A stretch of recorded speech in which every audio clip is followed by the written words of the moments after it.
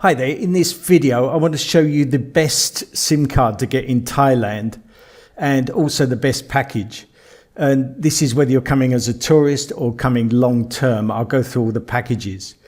I've been using different companies over the last 14 years. I've stayed here most of the last 14 years and I always come back to AIS because they are pretty good. And recently they've brought in some new packages that I really like. So I'll definitely be staying with AIS. And they're also called One to Call. Now, to get the SIM card, the easiest way is as you arrive at the airport, there are lots of booths. If you're coming on a package, then maybe they won't give you enough time to get them, but you can get them all over the place. So you've got AIS booths or shops in the Central Festival. Here in Phuket, you've got Central Festival, which is a big shopping centre, and you've got an AIS shop there. You've got like a Tesco superstore, you've got an AIS shop in there. And even locally, there are lots of mobile shops selling mobile phones and accessories, and they'll all do this for you as well.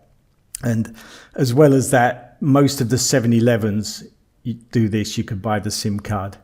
And it's only 50 baht, I think, for a SIM card, so not much at all. Now, you will need your passport, so don't forget your passport. The last time I did it, I took my driving license. They said it was okay. This was just in a mobile shop. And then I got a message that I had to come in and bring my passport. With this internet, I always connect it to my laptop, and I haven't had any problems. Sometimes, like in England, you're not allowed to do that and you'll get stopped, but I've never had this stopped, so as far as I know, it's okay. Here in my apartment, I've got internet and I just don't use it. I use the hotspot from my phone because it's quicker, it's more reliable. And with the apartment, if a lot of people use it, the speed goes up and down. But with this hotspot, it's fine. And I pay for 4 megabits a second, and I just did a speed test. And here you can see download was 4.18 and upload was 4.04. So I'm getting the full speed that I've paid for. So let's go through the packages then. And I've got a 4 megabits a second package, and it doesn't reduce. It's worth getting these ones that don't reduce. You can get them where it says you get 10 gigabits or 4 gigabits. And then after you've used it up, it goes down and you only get 300 or something. But I think these new packages that they've got that don't go down, they don't throttle them, are much better. Because if you're doing something like you like watching videos or you're doing some work, you don't really want it to suddenly go down and you're hanging around. So it's worth doing that. I'll show you the packages. This is the one that I've got at the moment, and it's 450 baht a month. So that's about $15. You do have to add tax to this. So I think that's about 15%, 10 or 15%. It's under 500, maybe only 7%. This one, it's a maximum 4 megabits a second. And that's enough to watch YouTube on high definition. So you shouldn't need anything faster. If you're doing lots of uploading and downloading, then you might want to buy a different package that's faster. But this is fine for me, and I can upload stuff, download stuff. It's not really worth getting. This one is the one below it, and that's only 1 megabit per second, and that's $10. So it's really not worth it. You might as well pay that extra. And they've just got a new one out, which it's only been out about 2 months. So I'll do this next time, and it's not even on their website at the moment. It's 6 megabits a second, and it's 550 baht, which is about $18. They've got codes for all of these, and I'll put the codes underneath this video so you haven't got to look around for these codes. But what you do, you pay money you prepay some money, and that can be used for anything, and then you have to put in these codes.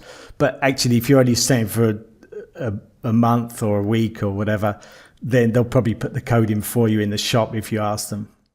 So that's for monthly. If you're doing daily or weekly, then it's really cheap. You've either got this 4 megabits a second here, 24 hours, 29 baht, which is less than $1. And you've got to pay the VAT, so VAT or tax. So it'd be about $1. And this one for 1 week is about $5. So these are the codes underneath. Again, I'll put all these codes underneath in the description.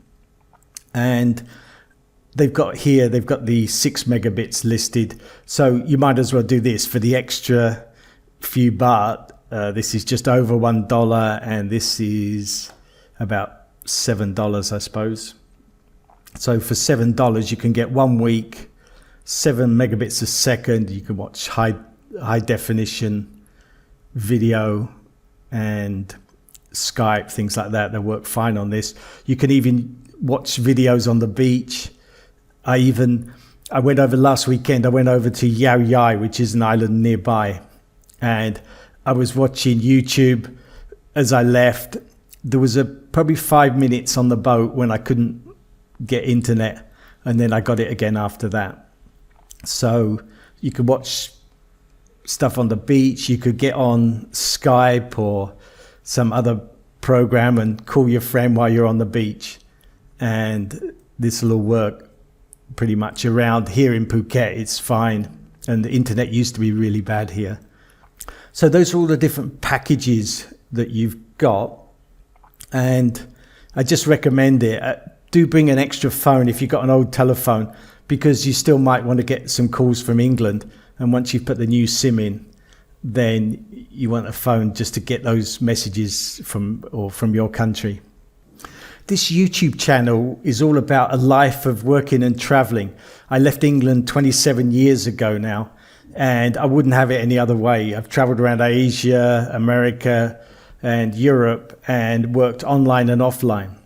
I love the life, and I just want to give you practical advice and also just inspire you to try it if you've thought about it. If that interests you, please subscribe to my channel. If you found this video useful, please give me a thumbs up. And if you've got any questions or comments about traveling life, or if you've got any comments about internet in Thailand and you've got some recommendations or further questions, please put them in the comments below. Thanks a lot for watching, and I'll see you in the next video.